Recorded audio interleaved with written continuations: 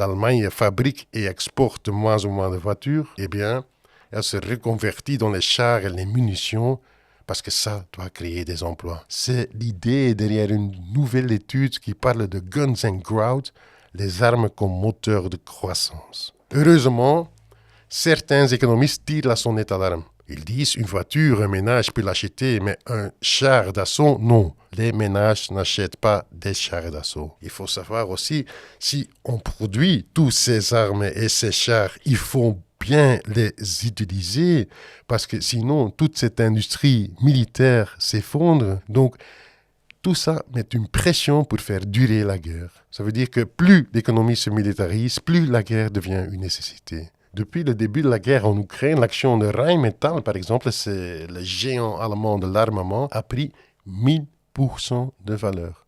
1000%. Et pendant que les fabricants d'armes et les actionnaires comptent leurs bénéfices, personne ne parle des vraies conséquences parce que cet argent, il vient d'où? Il vient d'ailleurs.